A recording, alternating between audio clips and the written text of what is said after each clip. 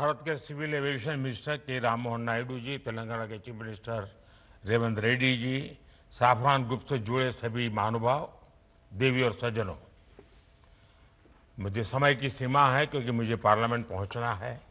राष्ट्रपति जी का कार्यक्रम है, इसलिए मैं लंबी बात न करते हुए बहुत तेजी से कुछ बातें बता करके अपनी बात मैं पूरी करूंगा।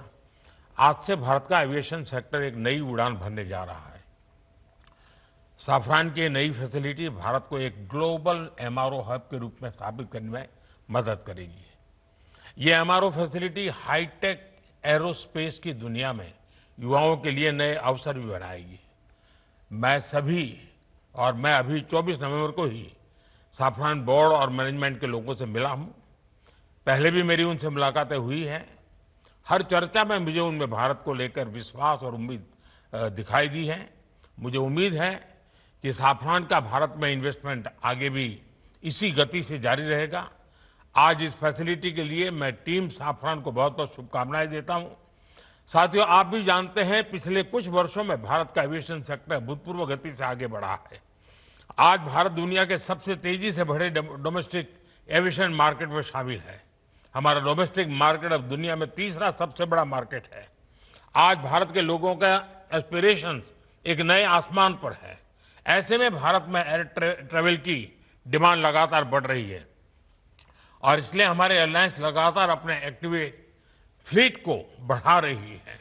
भारत की एयरलाइन कंपनियों ने 1500 से ज्यादा नए एयरक्राफ्ट का ऑर्डर दिया है। साथियों, भारत के एविएशन सेक्टर में तेज एक्सपेंशन के चलते maintenance, repair and overhaul MRO की सुविधाओं की जरूरतें भी बढ़ रही है। हमारा 85% एमआरओ का काम देश के बाहर होता रहा है। इससे खर्च बढ़ता था, समय ज्यादा लगता था और एयरक्राफ्ट लंबे समय तक ग्राउंडेड रहते थे। ये स्थिति भारत जैसे विशाल एविएशन मार्केट के लिए ठीक नहीं थी।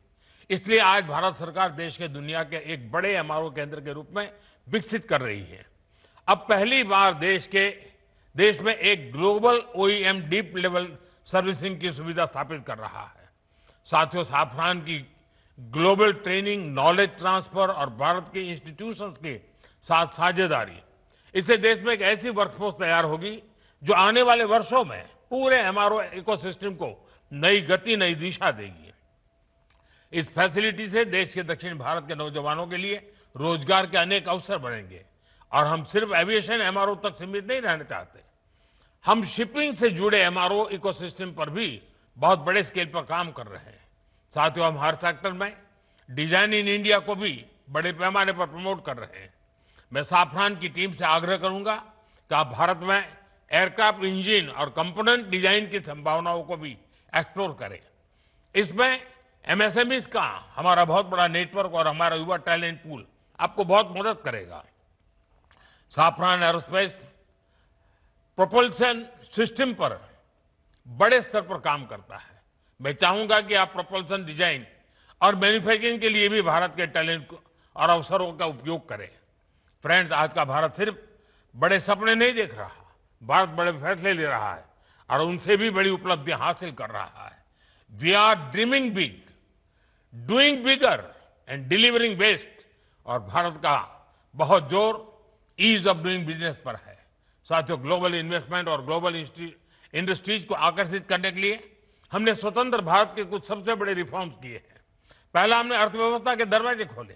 दूसरा, हमने अपनी फंडामेंटल्स को और मजबूत किया। तीसरा, हमने बिजनेस को आसान बनाया। साथियों, आज अधिकांश सेक्टर्स में 100% एफडीआई ऑटोमेटिक रूट से संभव है। डिफेंस जैसे सेक्टर जहां पहले प्राइवेट सेक्टर को जगह नहीं थी, वहां भी 74% तक एफडीआई ऑटोमेटिक रूट से खोल दिया गया है। स्पेस सेक्टर में भी बड़ी अप्रोच अपनाई गई है और इन कदमों ने दुनिया को साफ संदेश दिया है, India welcomes investment, India welcomes innovation. Production link incentive schemes ने ग्लोबल मैन्युफैक्चरर्स को मेक इन इंडिया की ओर आकर्षित किया है। बीते 11 साल में 40,000 से अधिक कंप्लायंसेस हमने कम किए हैं। भारत ने बिजनेस से जुड़े सैकड़ों प्रावधानों को डिक्रिमिनलाइज किया है। नेशनल सिंगल विंडो सिस्टम ने अनेक अप्रोच को एक ही प्लेटफॉर्म पर ला दिया है।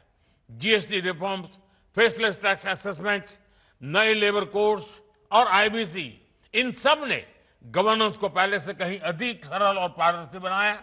इन्हीं प्रयासों की वजह से आज भारत को एक ट्रस्टेड पार्टनर, एक मेजर मार्केट और एक राइजिंग मैन्युफैक्चरिंग हब के रूप में देखा जा सकता है।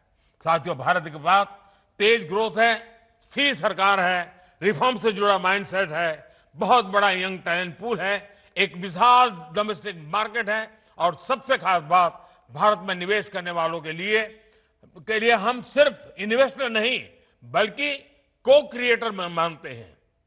हम उन्हें विकसित भारत की जर्नी के स्टेक होल्डर मानते हैं। इसलिए मैं सभी इन्वेस्टर से कहूंगा, India is proving by betting on India is the smartest business decision of this decade.